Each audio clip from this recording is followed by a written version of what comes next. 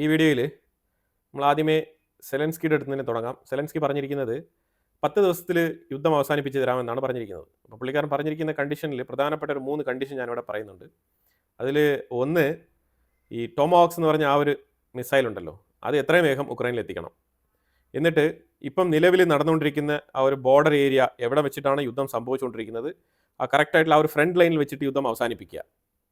ഈ യുദ്ധം അവസാനിപ്പിക്കാൻ റഷ്യയും കൂടെ സമ്മതിക്കണ്ടേ?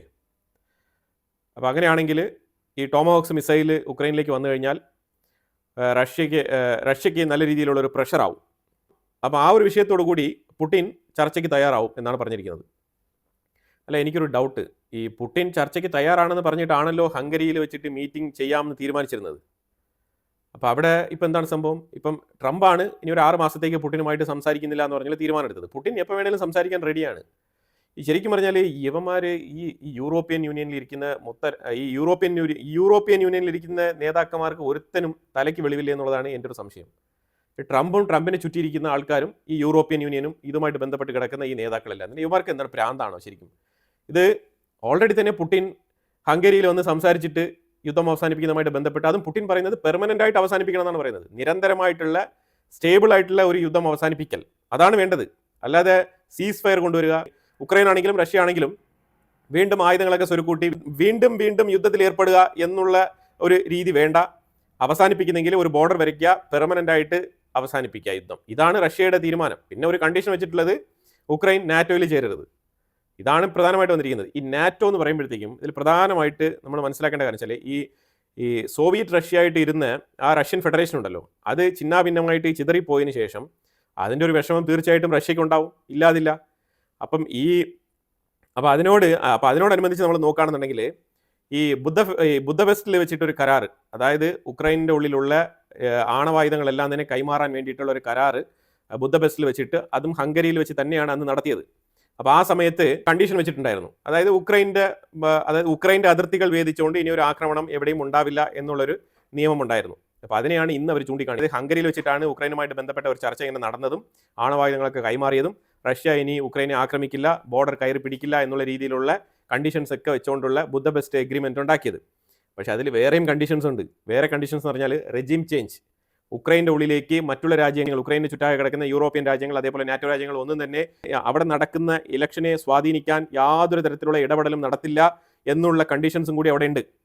അങ്ങനെ അഥവാ റഷ്യയുടെ അതിർത്തി വരെ ഇവരെത്താൻ ശ്രമിക്കുന്നുവെങ്കിൽ ഉക്രൈനിലും ഒരു റെജീം ചേഞ്ച് വരുത്തിക്കൊണ്ട് ഇവരെ അനുകൂലിക്കുന്ന തരത്തിലുള്ള ഭരണാധികാരികളെ കൊണ്ട് അവിടെ സ്ഥാപിക്കുന്നുവെങ്കിൽ റഷ്യ ഇടപെടും എന്നും കൂടി അവിടെ എഴുതി വെച്ചിട്ടുണ്ട്. അതിൻ്റെ അടിസ്ഥാനത്തിലാണ് ഇപ്പോൾ ഉക്രൈനെ റഷ്യ ആക്രമിച്ചുകൊണ്ടിരിക്കുന്നത്. പലരും ചോദിക്കുന്നുണ്ട് എന്തുകൊണ്ടാണ് എനിക്ക് സെലൻസ്കിയെ ഇഷ്ടമില്ലാത്ത എന്നുള്ള ചോദ്യമൊക്കെ ചോദിക്കുന്നുണ്ട്. അപ്പോൾ അതിനകത്ത് സെലൻസ്കിയുമായിട്ട് നമുക്ക് വ്യക്തിപരമായിട്ടുള്ള ഒരു പ്രശ്നങ്ങളുമില്ല. സെലൻസ്കിയുടെ നിലപാടുകൾ, സെലൻസ്കി കാണിച്ച മണ്ടത്തരം, സെലൻസ്കി ഒരു ന്യൂട്രൽ നിലപാട് എടുക്കേണ്ട വ്യക്തിയാണ്. അല്ലാതെ മറ്റുള്ള രാജ്യങ്ങളെ പോലെ അല്ല ഉക്രൈൻ മാത്രമല്ല, റഷ്യയുടെ ബോർഡറുമായിട്ട് ചേർന്ന് കിടക്കുന്ന പല രാജ്യങ്ങളും, ഇതിനു മുമ്പ് സോവിയറ്റിലുണ്ടായിരുന്ന എല്ലാ രാജ്യങ്ങൾക്കും ഇത് ആപ്ലിക്കബിൾ ആണ്. ഈ സോവിയറ്റിനെ തച്ചുടച്ചത് ഈ അമേരിക്കയും ഈ യൂറോപ്യൻ രാജ്യങ്ങളെല്ലാം ചേർന്നുകൊണ്ടാണ്. അവർക്കെതിരെയാണ് റഷ്യയുടെ നിലപാടുകൾ. പോരാഞ്ഞതിന് കമ്മ്യൂണിസ്റ്റ് വിരുദ്ധത, പോരാഞ്ഞതിന് കമ്മ്യൂണിസ്റ്റ് സോഷ്യലിസം, ഇങ്ങനെയുള്ള വിഷയങ്ങളൊക്കെ ഇതിനകത്ത് വരുന്നുണ്ട്. അങ്ങനെ ഫണ്ടമെന്റൽ വിഷയങ്ങളൊക്കെ ഉണ്ട് ഇതിനകത്ത്. അപ്പോൾ തീർച്ചയായിട്ടും റഷ്യയുടെ എതിർച്ചേരിയിലുള്ള 10-28 രാജ്യങ്ങൾ ഒരുമിച്ച് റഷ്യയുടെ അതിർത്തിയിൽ കിടക്കുന്ന രാജ്യങ്ങളിലെല്ലാം ഇങ്ങനെ റെജീം ചേഞ്ച് നടത്തി കൊണ്ടുവരികയാണ്. ഇപ്പം നിലവിൽ നിങ്ങൾ മോൾഡോവയിൽ നടന്ന ഇലക്ഷൻ നിങ്ങൾ ശ്രദ്ധിച്ചല്ലോ. മോൾഡോവയിൽ യൂറോപ്പിനെ അനുകൂലിക്കുന്ന തരത്തിലുള്ള ഒരു നേതാവ് ആയിരിക്കണം അവിടെ ഭരണം നടത്താൻ വരേണ്ടത് എന്നുള്ള നിലപാടാണ് യൂറോപ്യൻ യൂണിയനുള്ളത്. യൂറോപ്യൻ യൂണിയനെ അനുകൂലിക്കുന്ന നേതാക്കൾ വരണം എന്നുള്ള നിർബന്ധ ബുദ്ധി യൂറോപ്പിനുണ്ട്. അതുപോലെ സ്ലോവാക്യ ഇലക്ഷൻ, ഇതുപോലെ ഈ ഇലക്ഷനുകളെല്ലാം സ്വാധീനിക്കുകയാണ്. പോളണ്ട് എവിടെ കിടന്ന രാജ്യമായിരുന്നു, ഇപ്പോൾ പോളണ്ട് നാറ്റോയിലെ മെമ്പറാണ്. അപ്പോൾ ഈ നാറ്റോ സഖ്യം റഷ്യയെ മൈൻഡ് ചെയ്യാതെ പല രാജ്യങ്ങളെയും, ഈ സോവിയറ്റിൽ കിടന്ന രാജ്യങ്ങളെല്ലാം തന്നെ അവർ നാറ്റോയിൽ ഓരോ രാജ്യങ്ങളായിട്ട് ഇങ്ങനെ ചേർത്തുകൊണ്ടിരിക്കുകയാണ്. റഷ്യക്കെതിരെ നല്ല രീതിയിലുള്ളൊരു എതിർച്ചേരി രൂപപ്പെട്ടുകൊണ്ടിരിക്കുകയാണ് റഷ്യയുടെ തൊട്ടടുത്ത്. അതാണ് റഷ്യയുടെ പ്രശ്നം. അപ്പോൾ അങ്ങനെ ഇരിക്കുന്ന സാഹചര്യത്തിലാണ് ഉക്രൈനിലെ സെലൻസ്കി എന്ന് പറയുന്നത് ഒരു കൊമേഡിയൻ ആയിരുന്നു. ആ കൊമേഡിയനെ പോപ്പുലറൈസ് ചെയ്ത് അയാൾക്ക് മുകളിൽ അയാളെ പ്രൊമോട്ട് ചെയ്യാൻ വേണ്ടിയിട്ട് നല്ല രീതിയിലുള്ള ഫണ്ട് ഇറക്കിയത് യൂറോപ്പാണ്. കൊമേഡിയൻ ആയിട്ടിരുന്ന ഒരാളെ യൂറോപ്പിലെങ്ങും പോപ്പുലറൈസ് ചെയ്ത് അയാളെ ഇലക്ഷനിൽ നിർത്തി അവതരിപ്പിച്ച് വിജയിപ്പിച്ചെടുത്ത് ആ രാജ്യത്തിൻ്റെ തലപ്പത്ത് കൊണ്ടുവന്നിരുത്തി യുക്രൈനെ യൂറോപ്യൻ യൂണിയന്റെ ഭാഗമായിട്ട് ചേർക്കണം, അല്ലെങ്കിൽ നാറ്റോയിൽ ചേർക്കണം എന്നുള്ള നിലപാട് വന്നപ്പോഴത്തേക്കാണ് റഷ്യ പ്രതികരിച്ചു തുടങ്ങിയത്. അതാണ് റഷ്യ പ്രതികരിക്കാനുള്ള കാരണം. റഷ്യ എന്തുകൊണ്ടാണ് അറ്റാക്ക് ചെയ്തത്? റഷ്യ ആണല്ലോ അഗ്രസർ എന്ന് പറഞ്ഞു കഴിഞ്ഞാൽ യെസ്, റഷ്യയാണ് അഗ്രസർ. പക്ഷേ അതിന്റെ പുറകിൽ ഇങ്ങനെ ഒരു റിയാലിറ്റി ഉണ്ട്. ഈ റിയാലിറ്റി മറന്നുകൊണ്ട് പുടിൻ അവിടെ ബിരിയാണിയൊക്കെ കഴിച്ചുകൊണ്ടിരിക്കുകയാണെന്നുണ്ടെങ്കിൽ ഇപ്പോൾ ഉക്രൈൻ ഓൾറെഡി നാറ്റോയിൽ ചേർന്നേനെ. എന്നിട്ട് ഉക്രൈൻ എന്ന് പറയുമ്പോൾ റഷ്യയായിട്ട് ഡയറക്റ്റ് ബോർഡർ കണക്ടിവിറ്റി ഉള്ള രാജ്യമാണ്. അപ്പം നാറ്റോ സഖ്യങ്ങൾ, അപ്പൊ അതായത് റഷ്യയുടെ എതിർചേരിയായിട്ടുള്ള ഈ നാറ്റോ സഖ്യങ്ങൾ എവിടെ വന്ന് നിൽക്കും? ഉക്രൈനിൽ വന്ന് റഷ്യയുടെ ബോർഡറിൽ വന്ന് നിൽക്കും. ഇത് ഒരിക്കലും റഷ്യക്ക് സഹിക്കാൻ പറ്റുന്ന കാര്യമല്ല. അതുകൊണ്ടാണ് റഷ്യ അതിനെ റിറ്റാലിയേറ്റ് ചെയ്യുന്നത്. ഇനി ഈ ഹംഗറിയിൽ വെച്ചിട്ട് പുടിനുമായിട്ട് സംസാരിക്കണമെന്ന് ട്രംപ് പറഞ്ഞപ്പോഴത്തേക്കും അപ്ലിക്കേഷനുമായിട്ട് വന്ന ആൾക്കാർ ആരൊക്കെയാണ്? മാക്രോൺ, എനിക്കും കൂടെ ഒരു ഹാൾ ടിക്കറ്റ് വേണം. യൂറോപ്യൻ യൂണിയന്റെ കമ്മീഷണറായിട്ടുള്ള നോൺ എലക്ടഡ് പേഴ്സൺ ആണ് അവർക്ക് യാതൊരു വോയിസ് ഇല്ലാത്തൊരു വ്യക്തിയാണ്, നോൺ എലക്ടഡ് ആണ്. അപ്പോൾ അത് ഇങ്ങനത്തെ വ്യക്തികൾക്കാണ് അവിടെ യൂറോപ്യൻ യൂണിയന്റെ ഭയങ്കര സ്വാധീനം. അവരുടെ പേരിൽ പല അലിഗേഷൻസ് ഒക്കെ ഉണ്ട്. പല തവണ അവർക്കെതിരെ അവിശ്വാസ പ്രമേയമൊക്കെ കൊണ്ടുവന്നതാണ്. അപ്പോൾ എന്തായാലും ഉർസുല വണ്ടർലൈൻ പറയുന്നു എനിക്കും ഒരു ടിക്കറ്റ് വേണം പുടിനുമായിട്ട് സംസാരിക്കാൻ, ആ മീറ്റിംഗിൽ പങ്കെടുക്കാൻ. അതേസമയം UK സ്റ്റാർമർക്കും അപ്പോയിന്റ്മെന്റ് വേണം. അതുപോലെ തന്നെ മാക്രോൺ പറയാണ് എന്നാൽ ഉക്രൈനിലെ സെലൻസ്കിയും കൂടെ കൂട്ടാം, ഒരുമിച്ചിരുന്ന് സംസാരിക്കാമെന്നാണ് പറയുന്നത്. ആ മീറ്റിംഗ് ഈ ഒരു രീതിയിലേക്ക് പോസ്റ്റ്പോൺ ചെയ്യപ്പെട്ടിരിക്കുന്നത്. ഇത് പോസ്റ്റ്പോൺ ചെയ്തോ അല്ലെങ്കിൽ ക്യാൻസൽ ചെയ്തോ എന്ന് പോലും അറിയില്ല. അതാണ് അവസ്ഥ.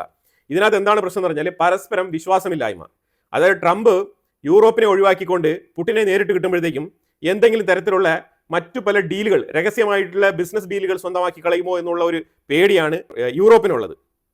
അതേസമയം അമേരിക്കയ്ക്കാണെങ്കിൽ യൂറോപ്പും റഷ്യയും ഒരുമിക്കാൻ പാടില്ല. യൂറോപ്പും റഷ്യയും ഒരുമിച്ച് കഴിഞ്ഞാൽ ഇവർ ഇത്രയും നാളും റഷ്യക്കെതിരെ ഒരു ചേരി ഇങ്ങനെ ഉണ്ടാക്കിക്കൊണ്ടുവരുന്നത് എന്തിനാണ്? അമേരിക്കയ്ക്ക് ധാരാളം ആയുധങ്ങൾ വിറ്റഴിക്കാനുള്ള ഒരു മാർക്കറ്റാണ് യൂറോപ്പ്. കാരണം റഷ്യയെ ചൊല്ലിയാണ് ഈ വ്യാപാരങ്ങൾ മൊത്തം നടക്കുന്നത്. അപ്പോൾ റഷ്യയും യൂറോപ്പും കൂടി ഒരുമിച്ച് കഴിഞ്ഞാൽ പിന്നെ ഈ വ്യാപാരം അധോഗതി. അപ്പോൾ ഇതാണ് ഇതിന്റെ പുറകിലുള്ള ഒരു സിമ്പിൾ ഫോർമുല. അപ്പോൾ ഈ ഒരു ബേസിക് അണ്ടർസ്റ്റാൻഡിങ്ങിലാണ് കാര്യങ്ങൾ മുന്നോട്ട് പോകുന്നത്.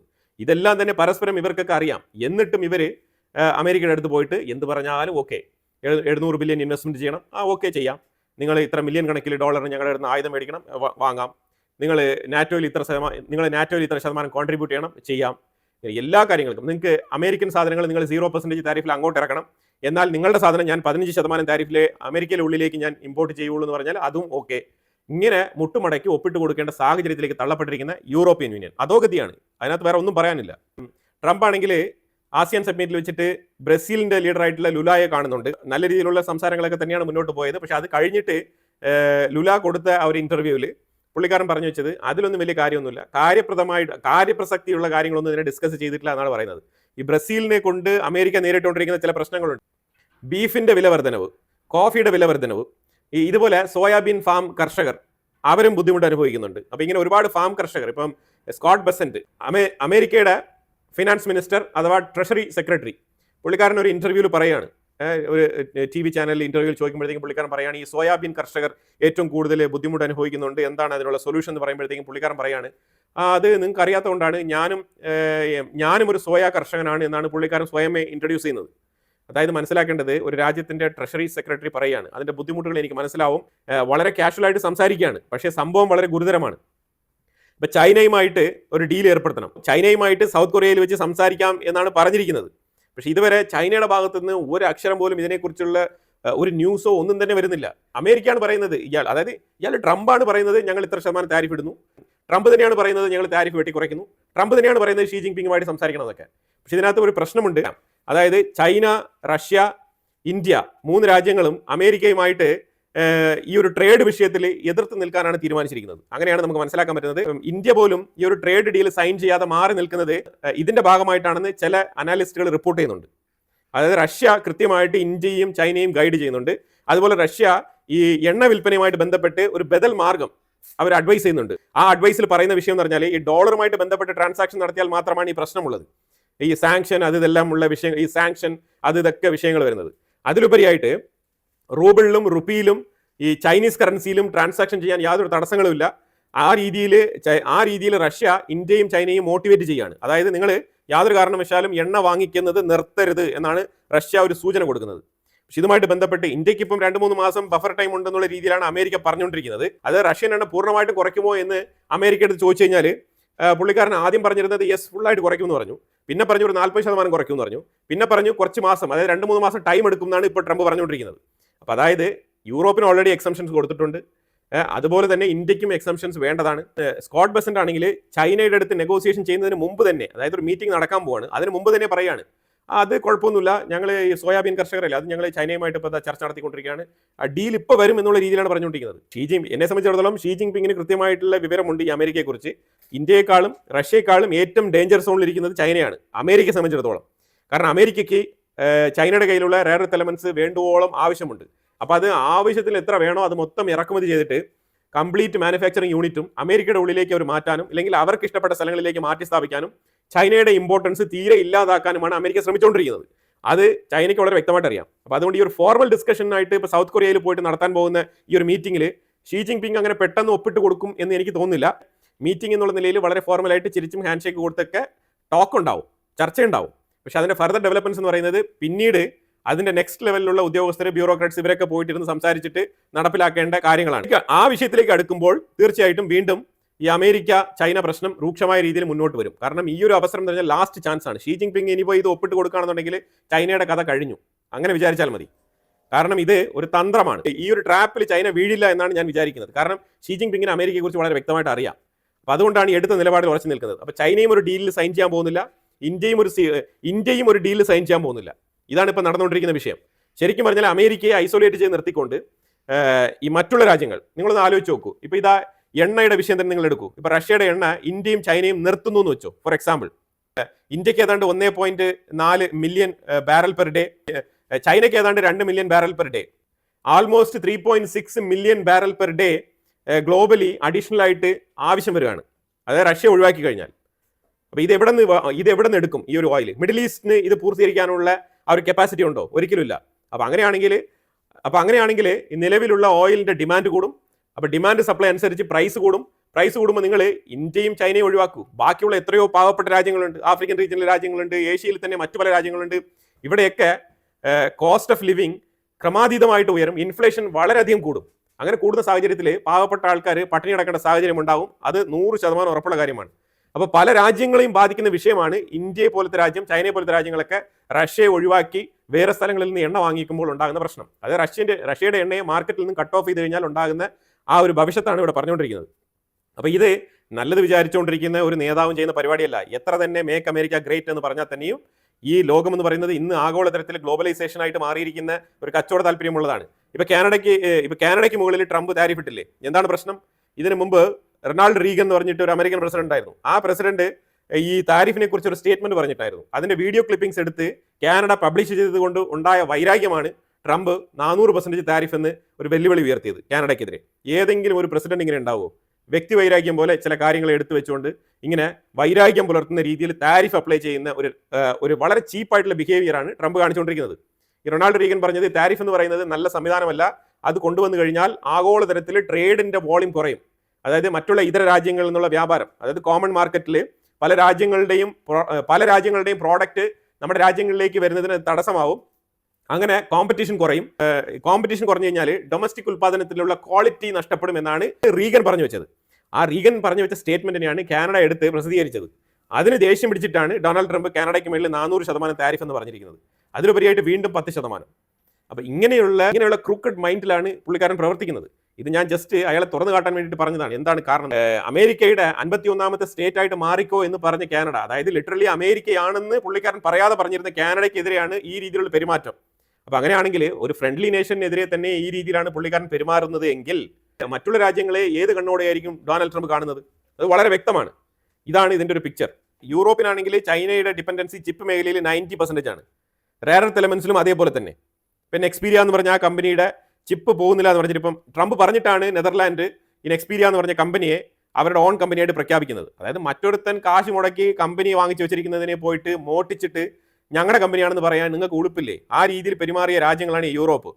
എന്നിട്ട് അവർ വിചാരിച്ചത് ചൈനയ്ക്കൊന്നും അറിയില്ല എന്നുള്ളതാണ്. ചൈന എന്താണെന്ന് വെച്ചാൽ ഈ ഫിനിഷ്ഡ് പ്രോഡക്റ്റ് ആയിട്ട് വരുന്ന ചിപ്പുകളെല്ലാം തന്നെ ഇവർ ചൈനയ്ക്ക് അയച്ചിട്ടാണ് വീണ്ടും റീ എക്സ്പോർട്ട് ചെയ്യുന്നത്. അതായത് അതിനെ ഒരു മിഡ് വേയിൽ അതിന്റെ പ്രൊഡക്ഷൻ നിർത്തിയിട്ട് ബാക്കി അതിനെ ഫുൾഫിൽ ചെയ്യാൻ വേണ്ടിയിട്ട് ഫൈനലൈസ്ഡ് പ്രോഡക്റ്റ് ആക്കാൻ വേണ്ടിയിട്ട് ആ ചിപ്പുകളെല്ലാം ചൈനയ്ക്ക് എക്സ്പോർട്ട് ചെയ്തിട്ട് വീണ്ടും അവിടെ നിന്ന് റീ എക്സ്പോർട്ട് അതിന്റെ ഫിനിഷ്ഡ് പ്രോഡക്റ്റ് ആക്കിയിട്ട് റീ എക്സ്പോർട്ട് ചെയ്യാണ് എക്സ്പീരിയ കമ്പനിക്ക്. ഇങ്ങനെയാണ് ഇതിന്റെ ഒരു പ്രൊഡക്ഷൻ ടാക്ടിക്സ്. അപ്പോൾ ഇത് മനസ്സിലാക്കാതെയാണ് നെതർലാൻഡ് പെട്ടെന്ന് ചാടിക്കയറി എക്സ്പീരിയ ഞങ്ങളുടെയാണെന്ന് പറഞ്ഞിട്ട് ഇവർ പോയി സ്വന്തമാക്കിയത്. അപ്പോഴാണ് ചൈന പറഞ്ഞത് ഇനി എക്സ്പീരിയയ്ക്ക് ഒരു ചിപ്പും ചൈനയിൽ നിന്ന് വരില്ല. അപ്പം എക്സ്പീരിയയ്ക്ക് ഇനിയിപ്പം ഫിനിഷ്ഡ് പ്രോഡക്റ്റ് ഇല്ല. അപ്പോൾ അവർക്ക് ഇനി ഫിനിഷ്ഡ് പ്രോഡക്റ്റ് ആയിട്ടുള്ള അതായത് ഓട്ടോ ഇൻഡസ്ട്രിയിൽ കാറിന് വേണ്ടിയിട്ടുള്ള ചിപ്പാണ് ശരിക്കും. അപ്പോൾ ആ കാറിന്റെ ചിപ്പ് ഇല്ലാത്തത് കൊണ്ട് ഇപ്പോൾ 2 ആഴ്ചയ്ക്കുള്ളിൽ കമ്പനികളെല്ലാം ജർമ്മനിയിൽ അടച്ചു പൂട്ടാൻ പോവാണ്.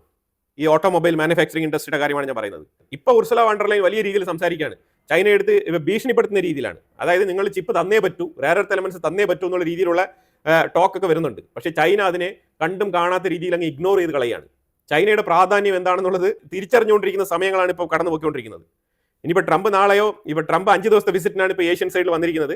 അപ്പോൾ ഈ 5 ദിവസത്തെ വിസിറ്റിന് ട്രംപ് എത്തിയ സാഹചര്യത്തിൽ ഈ സൗത്ത് ചൈന സീയുടെ ഭാഗത്ത് ഒരു എയർക്രാഫ്റ്റ് കരിയർ അവർ കൊണ്ടുപോയിട്ടുണ്ട്. അത് സെക്യൂരിറ്റിയുടെ ഭാഗമായിട്ട്, ട്രംപിന്റെ സെക്യൂരിറ്റിയുടെ ഭാഗമായിട്ട് എന്ന് പറഞ്ഞിട്ടാണ് അവർ സൗത്ത് ചൈന സീയിൽ വന്നിരിക്കുന്നത്. മലേഷ്യയിലാണല്ലോ ഒരു മീറ്റിംഗ് നടക്കുന്നത്. അപ്പം ആ ഒരു സാഹചര്യത്തിൽ അതിൽ നിന്നും ഒരു ഹെലികോപ്റ്റർ പറന്നുയർന്നു. പക്ഷേ അതിനെ ആ ഹെലികോപ്റ്റർ ക്രാക്ക് ഡൗൺ ആയി.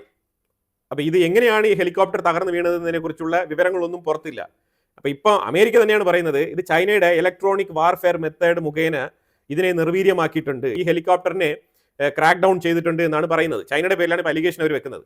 ഇതിലൊരു കാര്യം വളരെ വ്യക്തമായിട്ട് മനസ്സിലാക്കണം, ചൈന ഇതിനെക്കുറിച്ച് ഒരു കമന്റ് പാസ്സാക്കിയിട്ടില്ല, ഇതൊരു അലിഗേഷൻ മാത്രമാണ്.